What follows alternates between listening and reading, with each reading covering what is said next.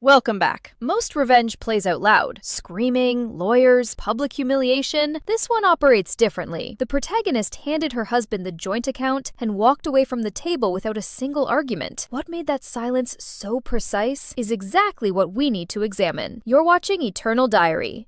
The smell of burnt Colombian roast was the first thing. Not white light, not a tunnel, not the specific gray of the highway overpass on Route 9 where her car had left the guardrail at 63 miles per hour because someone had carefully, methodically severed the brake line at the caliper. Not all the way, just enough that it would fail its speed, on a curve, in rain. Not the sound the airbag made when it didn't deploy because that same someone had pulled the fuse. Not the feeling of the steering wheel leaving her hands. Just coffee. Cheap burnt Friday afternoon office coffee left too long on a burner in a pot that nobody had bothered to empty because it was nearly noon, and the whole floor was already mentally checked out for the weekend. Vera Liang pressed her fingertips to the conference table. Laminate, not real wood. The veneer was bubbling at the far corner, peeling where someone, she knew it was Marcus from accounting, he always fiddled when he was bored, had worked a thumbnail under the edge during a particularly long Q3 meeting and never pressed it back down. She pressed it now. The table felt real.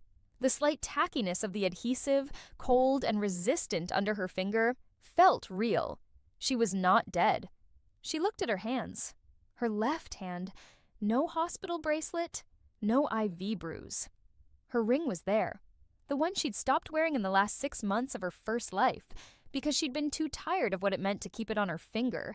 A half-carat cushion cut in a simple platinum band that Daniel had proposed with in the kitchen of her apartment on a Tuesday morning, no fanfare, no audience, just the two of them in bathrobes with toast burning in the toaster.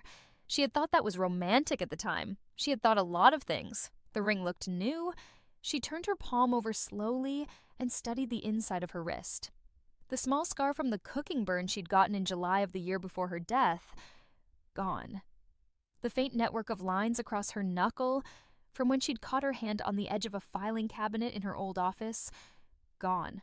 Her skin was smooth. Vera, did you want to weigh in on the Harmon proposal? She looked up. Cecile Marchetti was looking at her from across the table. Cecile with her reading glasses pushed up into her hair, her yellow legal pad covered in handwriting. Her expression containing that specific blend of mild impatience and performed concern that Vera had in her previous life. They always misread as care. Cecile, who had been sleeping with Daniel for 2 years by the time Vera died. Cecile, who would have inherited Vera's 30% stake in Meridian Consulting. Per the partnership dissolution clause, Cecile herself had quietly amended into the operating agreement. Cecile, who had stood at Vera's funeral in a black dress with long sleeves, even though it was July, crying beautifully, holding Daniel's arm. Vera looked at Cecile and felt nothing move in her face. "I think we table it," she said. Her voice came out even. The revenue projections on page 11 use a pre-tax margin that doesn't account for the city's new contractor licensing fees. Until that's recalculated, we can't know what the actual take-home looks like. Let's push it to next week. Cecile blinked. The client wants an answer by Monday? Then they can wait until Monday afternoon. Vera pulled the proposal toward her and closed it. We're not signing anything with bad numbers in it. 3 people at the table nodded. One of them, Jamie from business development, actually wrote something down. Vera picked up her coffee cup and took a sip. The coffee tasted like burnt filter paper and stale milk. She drank it anyway. She knew the date without looking at her phone. October 14th, a Friday. The Harmon proposal meeting, which in her first life she had sat through while half listening, approving the numbers too quickly because she had been distracted by a fight she and Daniel had the night before. A fight about her working too many weekends, which she now understood was manufactured friction. EO designed to keep her emotional and off balance. The Harmon deal had gone through. The margins had been wrong. Meridian had eaten a $42,000 loss on the back end. Small things. She had not paid attention to small things in her first life. She was going to pay attention to everything now. The meeting dissolved at 12:45. People gathered laptops, cups, the specific shuffle of a Friday afternoon ending. Cecile stayed in her seat and made a show of reviewing something on her phone, the way she always did when she was waiting for the room to clear before she said something she didn't want witnessed. In her first life, Vera had stayed to talk to her. She had updated her on the fight with Daniel, shared the anxiety she was feeling about their finances. Mom mentioned that Daniel wanted to open a joint account for the house down payment they'd been saving toward. In her first life, Cecile had said, "That sounds really healthy, actually. Being financially transparent with your partner, I think it shows real trust." Vera walked out of the conference room without a backward look. She took the elevator down to the parking garage, got into her car, a 4-year-old silver Audi, nothing extravagant. She'd bought it with her bonus the year Meridian had its first profitable quarter, and sat in the driver's seat with the engine off for approximately 90 seconds. She was 31 years old. She had died at 34. The car that had killed her was a maroon Honda Civic driven by a man named Troy Pellis, who had a history of reckless driving and who, and it would eventually be determined, in a different timeline, by investigators who no longer existed in her current one, had been paid $14,000 in cash to follow her car until the brake failure took effect and then to be in position for the impact. $14,000. That was what her life had cost someone, less than a year's car payment on Daniel's SUV. She started the engine. Her phone buzzed on the console. She looked at it. "Daniel, talk to the bank today. Should we open a joint account? Makes sense for the house down payment. Easier to track contributions from one place." She had read this text in her first life while sitting at a red light on her way to pick up dry cleaning. She had typed back, "Yes, love that idea, see you tonight," with a heart emoji. She picked up the phone now and looked at the message for a long time. Daniel's name sat at the top of the screen in clean black letters. She had his contact photo set to a candid from their vacation in Portugal the previous spring, him laughing at something off camera, the Atlantic very blue behind him, his collar open at the throat. He was handsome in the way that men who understand the value of their handsomeness tend to be. Carefully, he kept his hair cut every 3 weeks. He wore shirts that fit. He shook hands with a quality of attention that made people feel chosen. She had loved him. That was the honest accounting. She had loved him in a way that made her retrospectively ashamed of herself, not because love was shameful, but because she had loved without evidence, which was not love, but rather a decision to ignore what the evidence was already showing. She typed, "Sounds good. Let's talk tonight." She did not use any emoji. She set the phone face down and drove home. The apartment was theirs.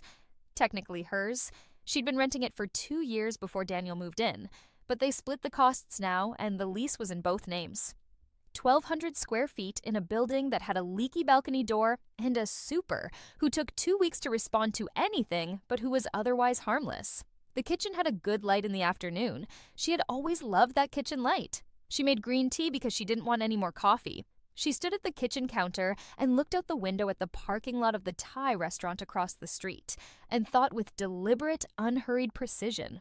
Well, what did she know?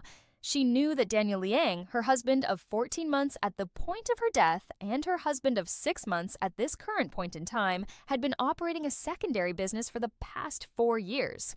Liang Building Services, LLC, incorporated in the state of Delaware, listed under his younger brother Kevin's name and social security number. Kevin, who lived in Phoenix and ran a pool supply store, and who, Vera would eventually learn, through the investigator she hired in the 3rd year of her first life, when she began to suspect that something was financially wrong, had signed the incorporation documents without understanding what he was signing, told by Daniel that it was just to keep the company assets separate for tax reasons. Kevin had no idea what he'd signed. He was not a participant. Yet he was just a name on paper. The business itself was real. Daniel had built it quietly over 4 years, positioning himself as a subcontractor to 3 mid-sized construction firms in the metro area, the kind of firms that managed large commercial builds and needed reliable subcontractors for specific tasks, primarily electrical framing and structural prep. He had relationships from his previous job at a development company. He had a crew of about 8 workers, all paid in cash, all off the books. The revenue was substantial. In the years she'd tracked it before dying, she estimated it at somewhere between $500,000 and $800,000 annually, all of it unreported. No 1099s filed, no Schedule C, no self-employment tax, no payroll taxes for the cash workers. The money came in as cash and was distributed in a pattern she had not understood in her first life, but that she understood perfectly now. It was structured. deposited in amounts just under $10,000 to avoid triggering currency transaction reports, distributed across multiple accounts over multiple days, a practice that the Bank Secrecy Act specifically criminalized under 31 U.S.C. Section 5324. Structuring, also known in enforcement circles as smurfing, after the old money laundering case that gave it the nickname. Some of that cash would move into the joint account he was proposing to open. In her first life, she had contributed $80,000 of her own income to that account over 2.5 years. Daniel had deposited cash in increments that he told her were consulting fees from smaller clients he handled outside the office. She had not questioned this. She had loved him. She had not paid attention. When they divorced, when she was preparing to die, though she didn't know it then, he had kept the account. His lawyer had argued that the cash deposits constituted his contributions to the household and that her salary deposits from Meridian were simply her fair share. The judge, presented with a joint account and no clear documentation of where the cash had originated, had awarded him the balance. She had received nothing from that account. The account had a balance of $341,000 at the time of the divorce. She pressed her fingers around the warm tea mug and thought about that number. Oh, $341,000, a significant portion of which was criminally derived income that had never been taxed, sitting in a joint account that he had convinced a divorce judge was his personal savings. She had spent the last year of her first life grieving what she'd lost: the account, the marriage, the business partnership, her sense of herself as someone who understood the people around her. She was not going to grieve any of it this time. She was going to be accurate. The IRS whistleblower program operated under 26 U.S.C. Section 7623(b). She had learned about it in a CLE seminar she'd attended 14 months before her death, sitting in a too-cold hotel ballroom while a forensic accountant named Marcus Webb explained the mechanics of financial fraud detection to a room full of consultants and small business owners. She had been taking notes on something else, barely listening. She had absorbed it anyway, the way she absorbed most things, storing it in a place she hadn't known she'd ever need. If the tax underpayment exceeded $2 million, the whistleblower was entitled to 15 to 30% of the collected proceeds. The IRS whistleblower office had paid out over $1 billion in awards over the past decade. The program was real. The protection for the whistleblower's identity was real. She did the math on 4 years of unreported income. Conservative estimate, $2 million in taxable income, assuming a 40% effective rate between federal income tax and self-employment tax, $800,000 in unpaid taxes, plus interest, plus civil fraud penalties of 75% of the underpayment, plus structuring penalties, plus potential criminal fraud charges. Daniel was not going to lose a joint account. Daniel was going to lose everything. She set down her mug. She pulled a yellow legal pad from the drawer beside the refrigerator. She kept one there, a habit from her first year out of college when she'd had no desk and did all her planning at the kitchen counter. And she began to write, not a list, a map. Every piece of information she held, organized by category. What she knew as fact, what she could prove with documentation, what she'd need to verify through external means, and what she needed to leave alone entirely so that it could be discovered by someone with official standing to act on it. She wrote for 3 hours. Daniel came home at 6:15 with takeout from the Thai restaurant across the street. Pad See You and Tom Kha and a 6-pack of the beer she liked. And she heard his key in the lock and turned the legal pad face down and took a slow breath through her nose. He came into the kitchen and kissed her on the cheek and set the bags on the counter and told her about his day. A meeting that ran long, a colleague who'd said something dense at the wrong moment, traffic on the 78. And she listened and asked the right questions and laughed in the right places and distributed the takeout into bowls she warmed in the microwave. And when he mentioned the joint account over dinner, she said, "I think that's a good idea. The house down payment needs a home." He smiled. He reached across the table and covered her hand with his. His hand was warm and large, and she had, in a different timeline, loved the weight of it. "I was thinking we start with 50 from each of us," he said, "and just build from there.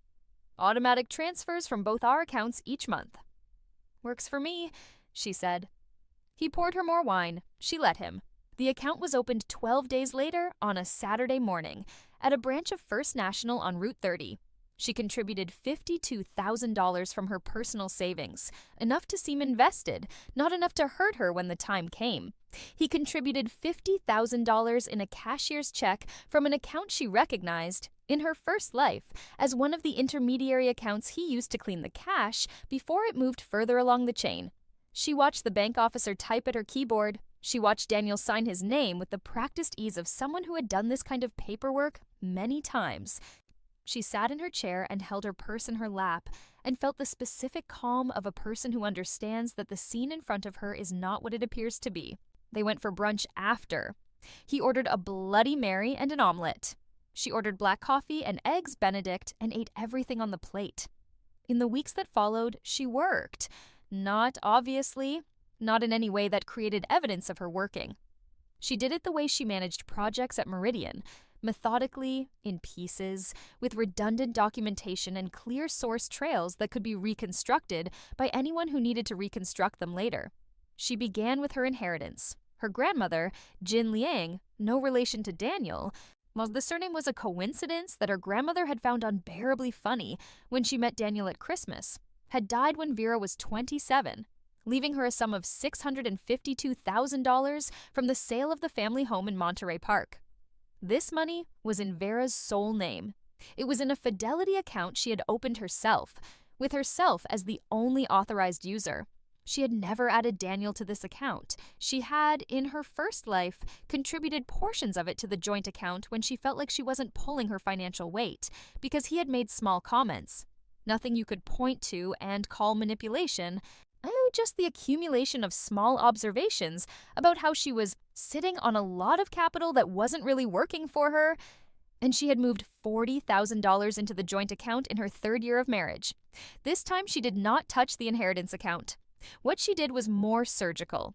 She opened an LLC, Vera Chen Consulting LLC, registered in Delaware, with herself as the sole member. Operating agreement drafted by a solo practice business attorney named Anthony Park, who worked out of a shared office space downtown and who she found through a referral from a colleague. She paid him in full from a personal account, not the business account at Meridian, not anything connected to Daniel.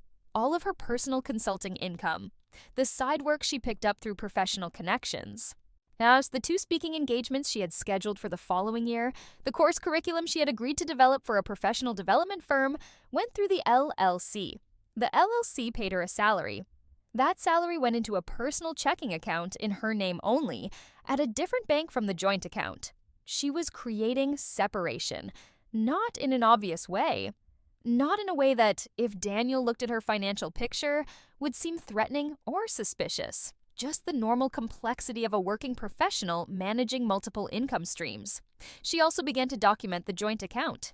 Every Friday evening, she downloaded the weekly transaction history and saved it to an encrypted folder on a personal laptop, not the one she used for Meridian work.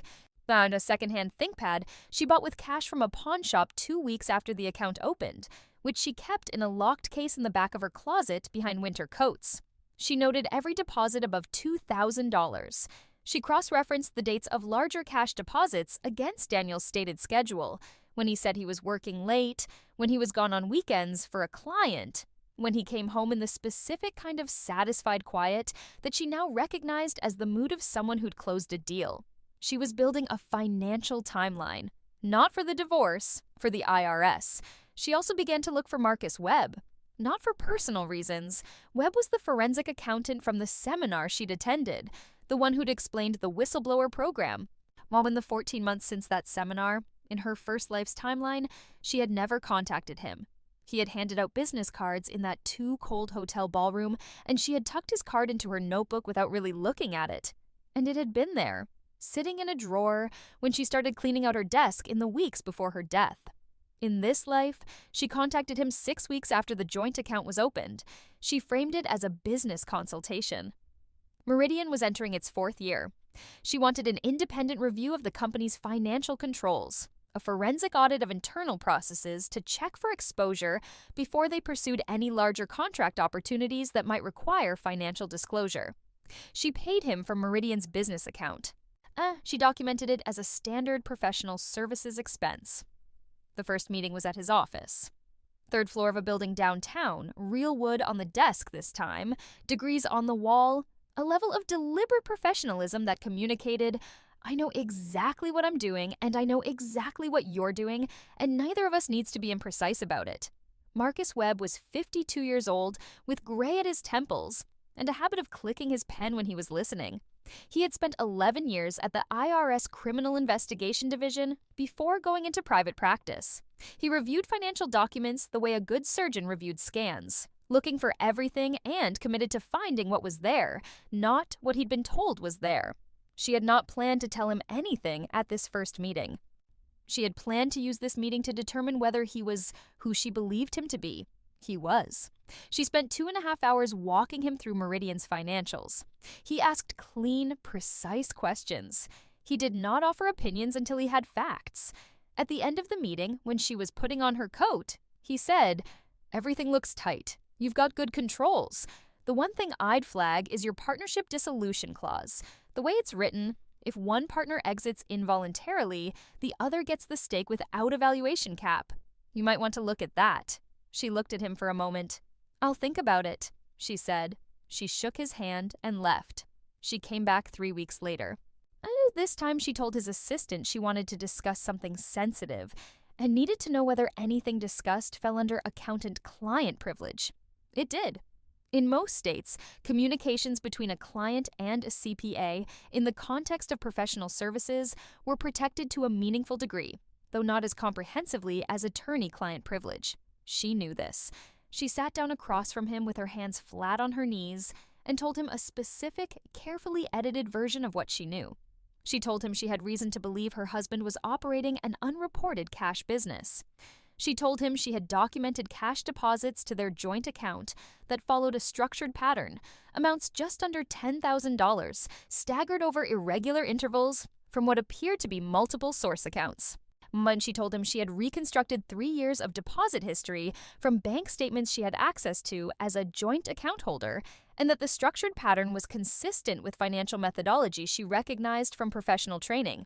She did not tell him how she had the 3 years of future deposit history. She said she had been quietly reviewing old statements she had accessed online. He asked her what she wanted to do with this information. She told him she wanted to understand her options. He clicked his pen 4 times. "The whistleblower program," he said. "You know about it?" "I attended your seminar," she said, 14 months ago. "I remember," he said. This surprised her slightly. "You were in the back row. You asked a question about attribution." She had not asked a question at that seminar. In her first life, and she had barely been paying attention. "I was probably thinking about asking one," she said. "I may have come back to the right place." He told her what he could do. He told her what the process looked like. He told her the timetable, which was not quick. IRS investigations of this type ran between 18 months and 3 years from filing to collection action. He told her the risks, that the investigation was independent of her, that the IRS's decision to pursue was not guaranteed, that the whistleblower award depended on what was collected and not what was alleged. He also told her that if the underpayment exceeded $2 million, which based on her preliminary numbers appeared likely, the mandatory award range was 15 to 30% of collected proceeds paid after collection, protected from disclosure to the subject of the investigation. "What about my name?" she said. "The IRS protects whistleblower identities. They don't disclose your identity to the target, but in practice, if the investigation leads to litigation, there can be discovery." He paused. "How are things domestically?" "Stable?" she said. "For now." He nodded as if he understood exactly what that meant. "If you want to proceed, you'll want to have your personal financial picture clean before the investigation reaches its active phase," he said. "Anything commingled, shared assets, joint accounts, shared debt, should be resolved cleanly so that there's no question about your awareness or participation." "I understand," she said. "And you'll want an attorney," he said. "Family law if marriage dissolution is in the picture. And you'll want to choose someone who can work in coordination with the forensic process. There are people who do this." "I know one," she said. She did. Theodore Marsh, a family law attorney with a reputation for handling high-asset divorce cases with the methodical patience of a chess player. She had found him in her first life too late. She had hired him in the last 3 months before her death, after the divorce was already going badly. And he had told her then that, had she come to him earlier, the financial picture would have looked very different. This time she called him before she called anyone else. Nora Liang, Vera's older sister, was a different kind of conversation. Nora was 36 and lived in a house on 3 acres outside the city with her husband and their 2 children, and a lifestyle that she managed with the focused efficiency of someone who had decided exactly what she wanted from life and set about getting it. She and Vera had been close in the way sisters who are genuinely different can be close. Nora was practical where Vera was strategic, direct where Vera was precise. And she had the quality of paying attention that Vera had always valued above almost everything. She also did not like Daniel. She had never made this explicit.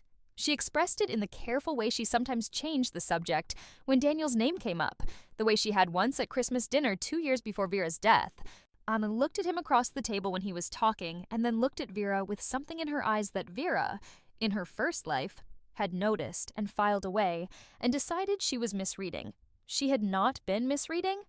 Vera drove to Nora's house on a Sunday afternoon in late November. The kids were at a birthday party. Nora's husband was at the hardware store. They sat at the kitchen table with actual good coffee. Nora ground her own beans, kept a grinder on the counter beside the toaster. And Vera told her, not everything, not the rebirth, not the future knowledge, not the forensic accountant or the whistleblower complaint. She told her the things that were observable facts, the things she could have known without any future information, the cash deposit patterns she had noticed in the joint account statements, the secondary LLC registered under Kevin's name, the documentation she had found by cross-referencing public business registrations with the address Daniel used for a P.O. box she had discovered while opening mail. She told it as a story of discovery, as if she had been quietly looking and had found things that troubled her. Nora was quiet for a long time after. She got up and refilled both their cups. She sat back down. She said, "How long have you known?" "Long enough," Vera said. "And you're not—" Nora stopped. "You're not upset." "I'm past upset," Vera said. "I'm at the stage where I'm doing something about it." Nora looked at her with an expression that was hard to read exactly, that contained respect and something else, a kind of recognition, as if she was seeing a version of her sister she had been waiting to see. "Well, what do you need from me?" Nora said. "Nothing right now," Vera said. "I'm telling you because when things start to move, it's going to look sudden from the outside. I need you to know it wasn't sudden. I've been working." "The inheritance account," Nora said. "Grandma's money." "Separate," Vera said. "It's always been separate and it's going to stay that way." Nora nodded. "Good." She wrapped her hands around her coffee mug. "What about Cecile?" Vera looked at her. "I've seen how she looks at Daniel at company events," Nora said. "I didn't say anything because I thought I was wrong." "You weren't wrong," Vera said. Nora's jaw tightened for a moment, almost imperceptibly. Then she let it go, the way practical people release things that have become irrelevant. "Okay," she said. "Do what you're doing." "And I'm here." Vera drove home in the early dark of November, the heater in the Audi taking a few minutes to get warm, the bare branches of the highway median trees making patterns against the pewter sky. She felt something settle in her sternum. Not peace. She did not feel anything approaching peace about any of this, but the particular settling that comes from having organized a situation correctly, from having drawn an accurate map and confirmed that the roads it showed were real. She was not angry. Anger was imprecise. Anger made you visible. She was exact. The months moved. She maintained her life with meticulous consistency, altering nothing that Daniel could observe, changing everything that he couldn't. She was affectionate, attentive, present, not performing happiness exactly, but maintaining the ambient conditions of a functioning marriage, which in practice meant asking about his day and cooking dinner twice a week and going to his colleague's birthday party in January and laughing at the right moments. He was doing the same thing. She could see it now with the clarity she'd lacked before, the slight delay in his responses sometimes, The way he checked his phone at certain hours and put it face down on the table with a precision that was itself a tell. The 3 occasions in the first 4 months of that year when he said he was working late and didn't come home until after 11. She did not follow him. She did not go through his phone. She didn't need to. For one, and for another, she needed no evidence of the affair. The affair was irrelevant. Oh, the affair was a personal matter, and personal matters were not her weapon. Her weapon was technical, documentary, and federal. She did document the deposit patterns. Between November and the following August, she recorded 23 structured deposits into the joint account, totaling approximately $280,000, all in the range of $8,000 to $9,000, distributed over a total of 9 source accounts as best she could trace from the joint account's transaction history. The pattern was unmistakable once you knew to look for it. No 2 deposits from the same account in the same week, deposits clustered in the days following weekends. Saturdays and Mondays primarily, which she cross-referenced with what she knew about when his subcontracting crew typically completed projects and billed out. Like you, she prepared a summary document, clean, precise, structured like the financial analyses she prepared at Meridian. Source data, methodology, findings, and a section she labeled observations that described what the pattern suggested to a person with relevant professional knowledge. She gave it to Marcus Webb at their 3rd meeting in a sealed envelope with a cover note that said, "Ready to proceed to the next step. Please advise on Form 2, 1-1 preparation." IRS Form 211 was the application for award for original information. The form itself was simple, identifying information for the subject of the complaint, a description of the alleged violation, and an estimate of the tax underpayment. What made the filing effective was the quality and specificity of the supporting documentation. Webb's firm prepared the package. She reviewed every page.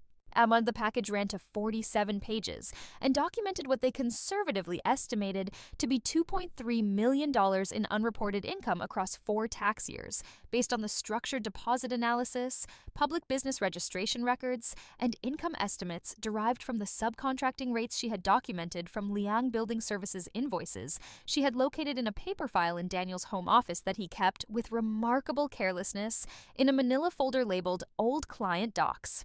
She had photographed those invoices with her phone at 11:30 on a Tuesday night while he was asleep. She had been careful. She had replaced the folder in the exact position she found it, closed the filing cabinet drawer to the same stopping point, and returned to bed and lay in the dark with her eyes open for approximately 20 minutes before falling asleep. Theodore Marsh reviewed the filing package from a family law perspective, specifically advising on how the timing of the divorce filing should interact with the IRS investigation. His guidance was precise.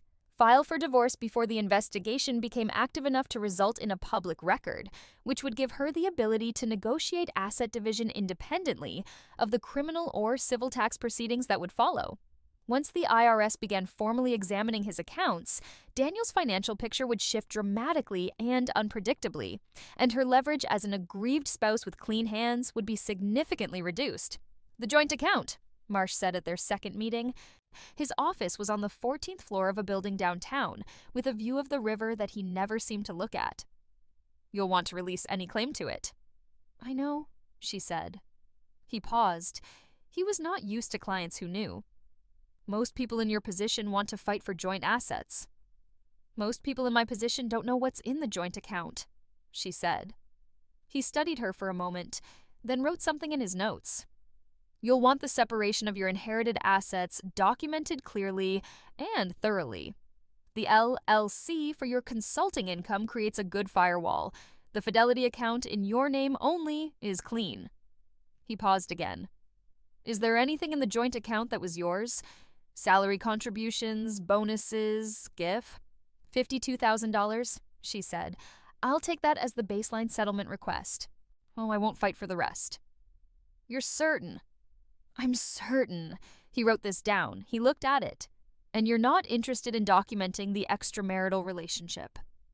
"No," she said. "That's not the point." "The point," he said carefully, "is the financial exposure."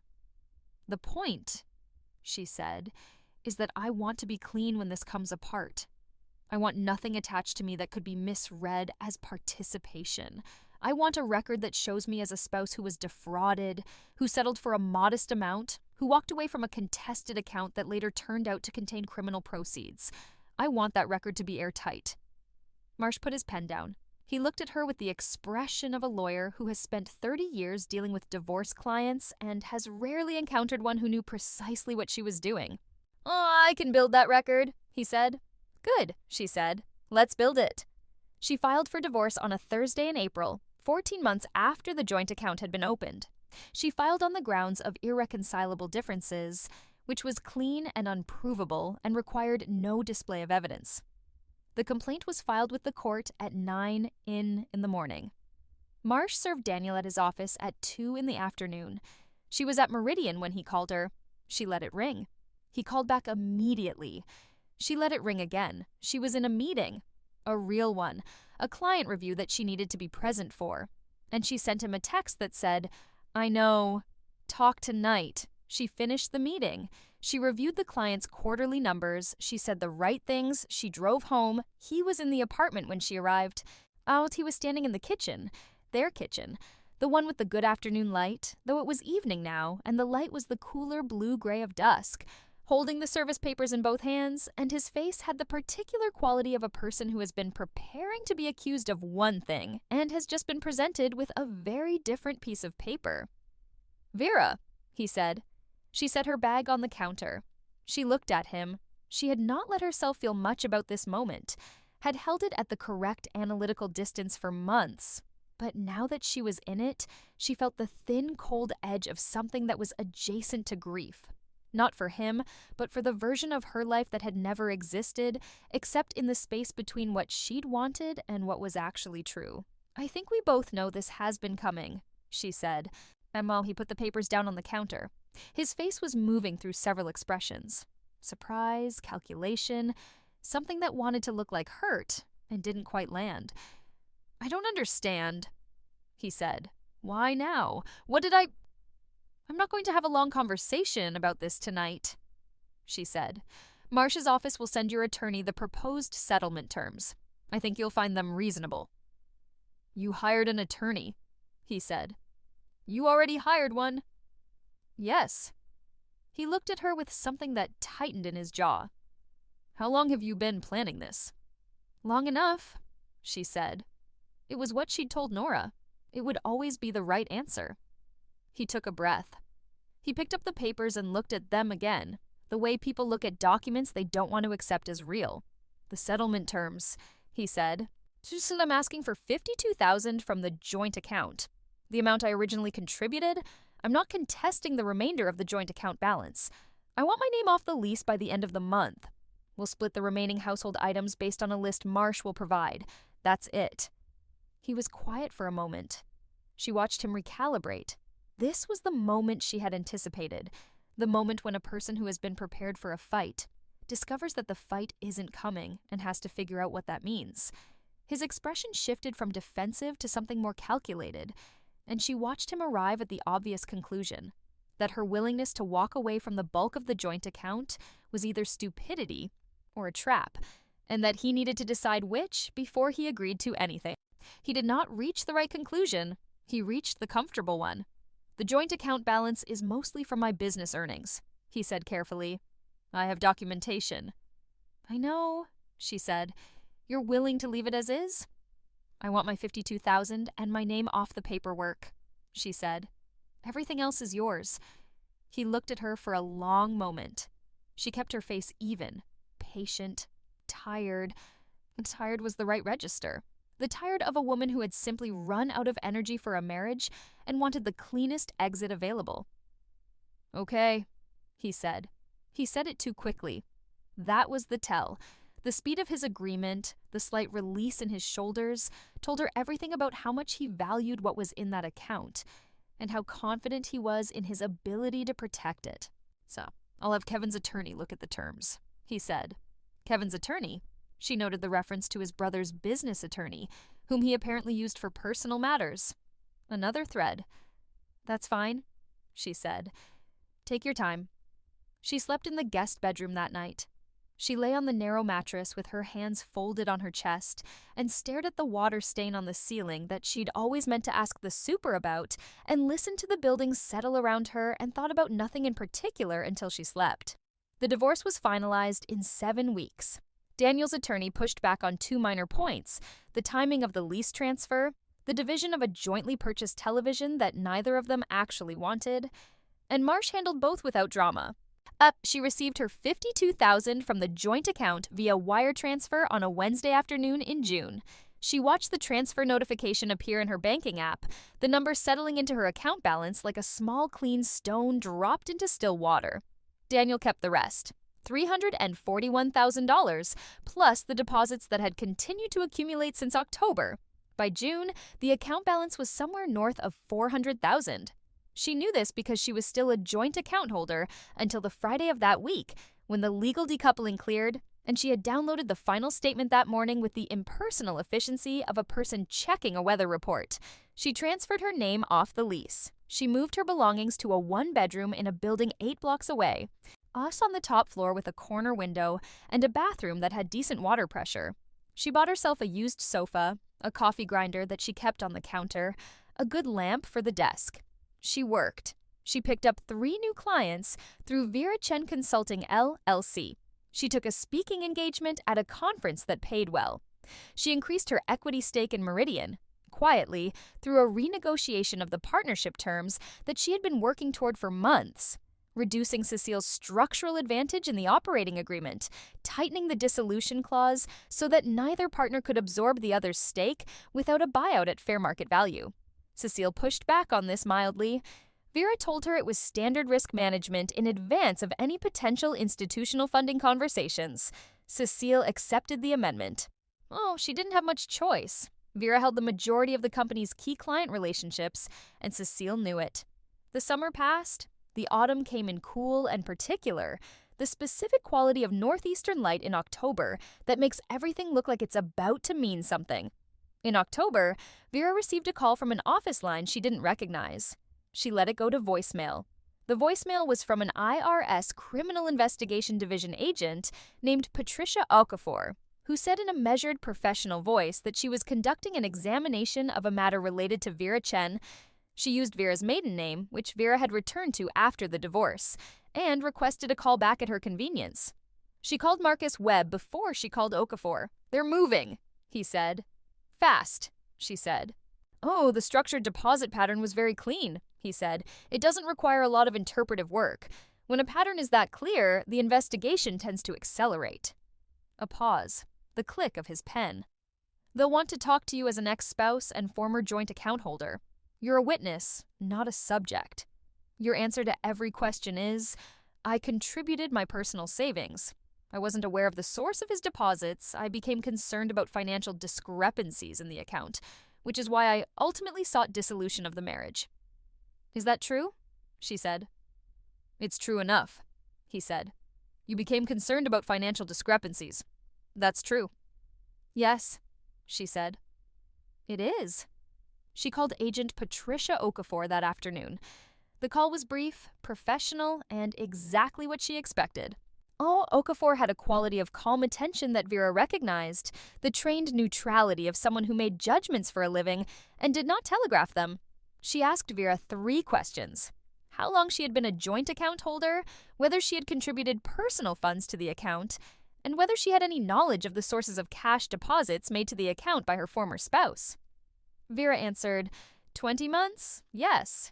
She provided the exact figure, $52,000 from personal savings, and no, she had been unaware of the sources. She had been told they were consulting fees. "Thank you," Okafor said. "We may need to follow up." "I'm available," Vera said. She hung up and went back to work.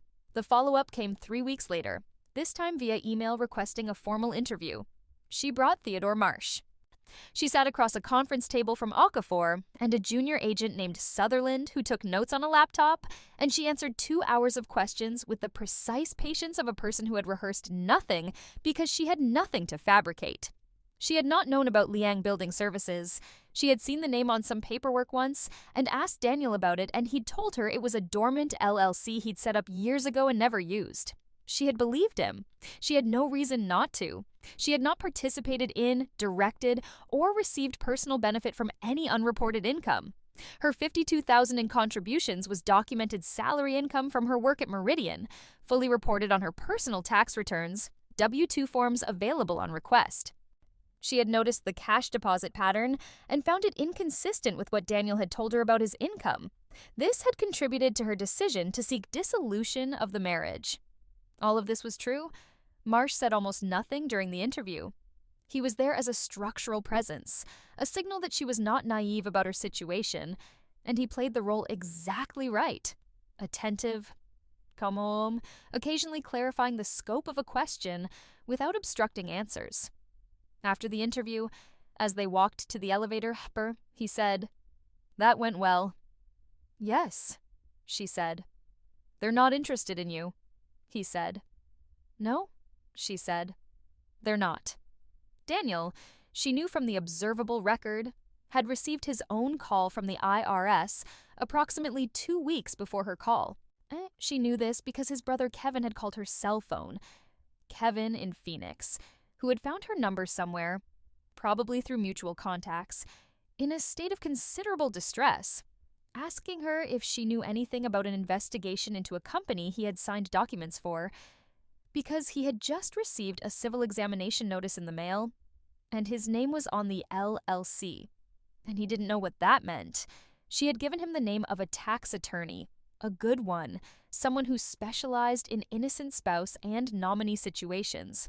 She had told him clearly that she could not discuss the matter further, and she was sorry he was in this position, and he should contact the attorney immediately. She meant the sympathy about Kevin. Kevin was genuinely innocent. He had signed what his brother put in front of him and trusted that it was administrative. The IRS distinguished between nominees and participants. And Kevin, with proper representation, would be fine. She hoped he was fine. She did not hear from Daniel directly. He tried once, a text in November, a month after the investigation had clearly begun to accelerate, that said simply, "Need to talk about the account. Call me." She showed it to Marsh, who advised her not to respond, and she didn't. She heard about what was happening through the seepage that happens when a federal investigation enters the phase where it becomes unmistakable to people around the target. Mutual friends who mentioned in passing that Daniel seemed stressed, that something was going on with his finances, that there had been some kind of audit. Amat, the colleague, who mentioned that the construction firms he subcontracted for were apparently being examined too. She already knew this. It was the predictable expansion of a structuring investigation, the IRS following the money in both directions. She heard that he had hired a criminal defense attorney. She heard that the joint account had been frozen, pending examination of deposits made during the prior tax years. The account he had been so careful to keep. The account his lawyer had fought for in their divorce settlement, positioning it as his earned savings, arguing successfully that she had no claim to the majority of the balance. The account he had wanted so badly, and gotten. She thought about that account the way you think about a lock that has just been turned from the outside. Marcus Webb called her on a Tuesday in February with the news she had been waiting for. The IRS Criminal Investigation Division has referred the matter for prosecution, he said. The U.S. Attorney's Office is involved. The charges being contemplated include tax evasion under 26 U.S.C., Section 7201, filing false returns, and bank fraud for the structured deposit pattern. A pause. The preliminary assessment of the deficiency is $2.4 million. Vera was at her kitchen counter when she took the call. The coffee grinder was on the counter beside her, freshly cleaned, the smell of ground beans still in the air. The corner window showed a February sky pale and flat, clouds moving in from the north. "The whistleblower award," she said. "At 15% of $2.4 million in collected taxes and penalties," he said. "So you're looking at a floor around $360,000. Depending on final collection and penalty assessment, it could go higher." Another pause. These things take time to finalize, but the referral to prosecution is a strong indicator. She put the phone down on the counter and looked at the window for a while. $360,000. At minimum, deposited to her account by the United States Internal Revenue Service in exchange for the documented information she had provided about the unreported income of a man who had intended to have her killed. It was not everything. It was not a complete accounting of what had been taken from her. There was no mechanism for that accounting, not in any system that operated in recoverable time. But she had not been interested in completeness. That she had been interested in accuracy. She picked up her phone and called Nora. "Come for dinner Saturday," Nora said immediately. "I'll make the red pork." "I'll bring the wine," Vera said. She spent the rest of that week working. A new client proposal, a project scope review, a call with a potential institutional partner who had heard about Meridian through a referral chain she had been quietly cultivating for 8 months. The work was real, and it was hers. The kind of work that accumulated into something. The way deposits into an account accumulate into a number that eventually becomes meaningful. In March, she received a phone call from a number she didn't recognize. Area code 215. She let it go to voicemail. The message was from a journalist at a regional business publication writing about a federal indictment that had been unsealed. The defendant, a local businessman with interests in the construction subcontracting space. The journalist wanted to know whether, as a former spouse, she had any comment. She deleted the voicemail. She texted Marsh. "Media call re-indictment. Do not respond." Marsh texted back within 4 minutes. "Correct. Refer all contact to me." She referred all contact to him. She received no more calls. She heard about the indictment details through the public court filing, which she accessed herself, sitting at her desk in the one-bedroom apartment with the corner window, reading the document in the particular stillness of a Friday evening when the building had gotten quiet and the street sounds had dimmed. The indictment was 31 pages.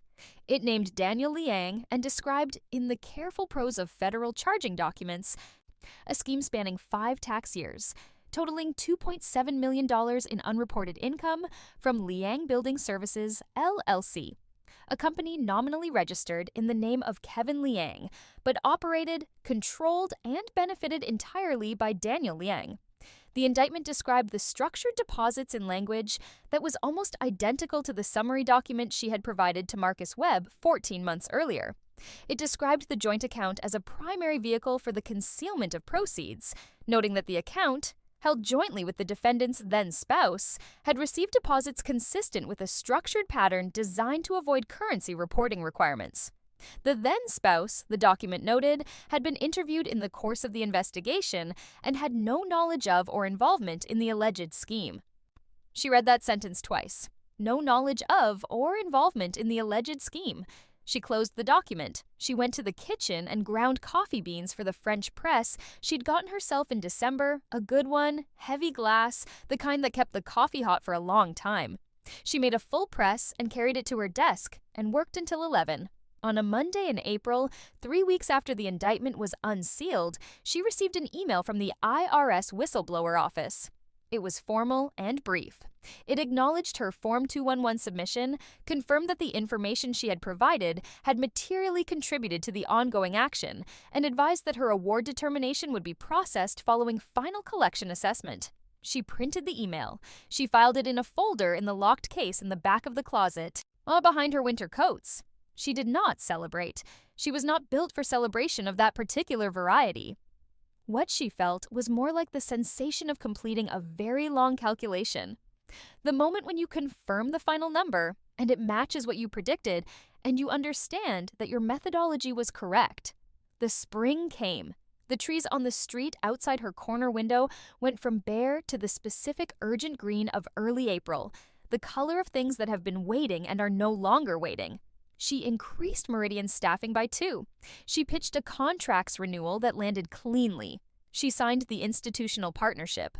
She renegotiated her own compensation with Cecile, a conversation that Cecile found uncomfortable, during which Vera laid out, with the same precision she brought to everything, that the current structure undervalued her contribution to the company's growth, and that she would be revisiting the partnership agreement accordingly. Cecile, she observed, had quietly ended whatever had been happening between her and Danielle sometime in the late winter. She did not ask. She did not care. Cecile was a competent business partner, and the business was doing well. And that was the sum of what Cecile needed to be. She attended the professional development conference she had been scheduled to speak at, flew to Chicago on a Thursday evening, stayed in a hotel that had decent coffee in the lobby, and a gym on the 7th floor that she used at 6 in the morning because she didn't sleep well in hotels. She gave her presentation on Friday afternoon to a room of about 200 people.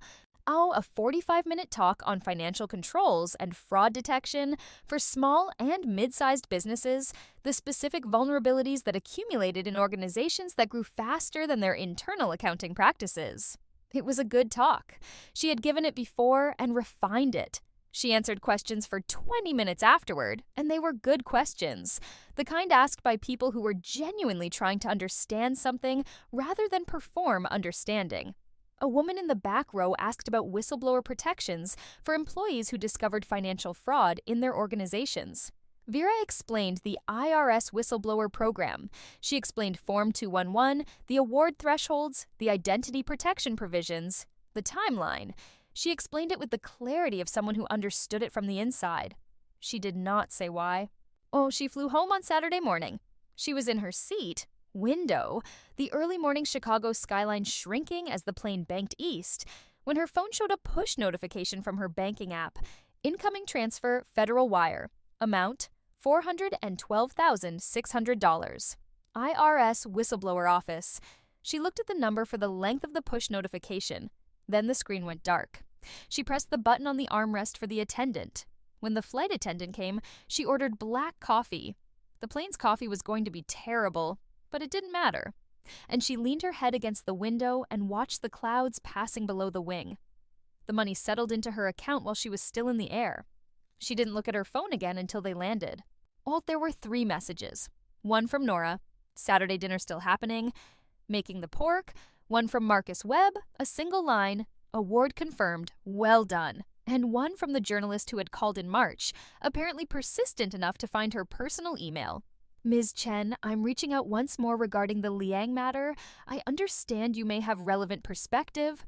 She deleted the journalist's email. She texted Nora, yes, bringing the wine. She sent Marcus Webb a reply. Thank you. Same to you. She walked off the plane and through the terminal with her carry-on bag rolling behind her, the specific sound of an airport terminal. Announcement echoes, the whir of moving walkways, the low-frequency drone of 100 simultaneous conversations, and she felt the settled weight of something concluded, not finished. That was not the right word.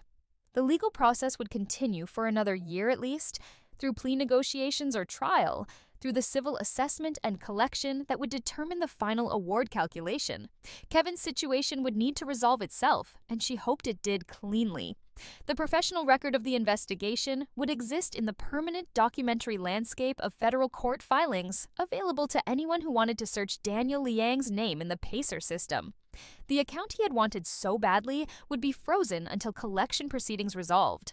Whatever remained after the IRS assessed taxes, penalties, and interest would be subject to forfeiture proceedings. The number on her phone notification suggested that the collected amount had already reached the threshold for her maximum award band. She would not need to calculate what was left. She went through the automatic doors into the arrival hall. The April air hit her face, still carrying the memory of winter at its edges, the kind of air that had decided it was spring but hadn't fully committed. She pulled her phone out and called for a car. While she waited, she checked the Meridian numbers. A habit, Friday afternoon reflex, the kind of check that was part of who she was, had always been part of who she was even before all of this. The numbers were good. The institutional partnership contract had cleared legal review and would go into effect in 30 days. The 2 new hires were performing. The Q1 margin was the best Meridian had recorded. The car arrived. She put her bag in the trunk. She got in the back seat and gave the driver the address of her apartment. The one with the corner window and the decent water pressure. The city moved past the window on the way home. The specific texture of an April Saturday afternoon. People on the sidewalks in lighter jackets than the air exactly warranted. The trees and the small strips of earth between the sidewalk and the street, doing what they did every year. The uncomplicated insistence of the biological cycle. She watched it pass with the attentive calm of a person who is not in a hurry and has no particular reason to be. She thought about nothing and about everything, in the way the mind sorts itself when the long operational pressure of a sustained effort finally releases. She thought about her grandmother's house in Monterey Park, the yellow kitchen, the specific smell of the garden in summer. She thought about the day she graduated business school. Nora standing in the crowd, making an embarrassingly large sign. She thought about the week she and Cecile had incorporated Meridian in a coffee shop booth on a Tuesday afternoon, the operating agreement printed from a template. Both of them giddy in the quiet way of people who are doing something they've been planning for a long time and are finally doing it. She did not think about the highway overpass on Route 9. She did not need to. The driver pulled up in front of her building. She thanked him and got her bag and took the elevator to the top floor and unlocked her door and brought the bag in and set it down and stood in the apartment in the afternoon light from the corner window. She changed out of her travel clothes. She made coffee. She stood at the counter with her mug while it brewed and looked at the street below. I had the ordinary Saturday afternoon of it and felt the specific temperature of her own silence, which was not empty, but was not weighted in the way it had been for 3 years. It was simply the silence of a person in a room she had chosen to be in, doing the things she had decided to do. Her phone buzzed on the counter. A text from Nora. "Bring the Rioja, not the white. Red pork needs red wine." She looked at the text for a moment. She typed back, "Noted. See you at 7. The coffee finished. She poured it, the dark pour into the white mug, the smell filling the kitchen in the particular way of good coffee made correctly, the smell she'd woken up to on the day she came back, 3 years ago in a conference room with a bubbling laminate table and a room full of people who didn't know what they were sitting across from. She picked up the mug. She carried it to the desk by the corner window. She opened her laptop and began to work.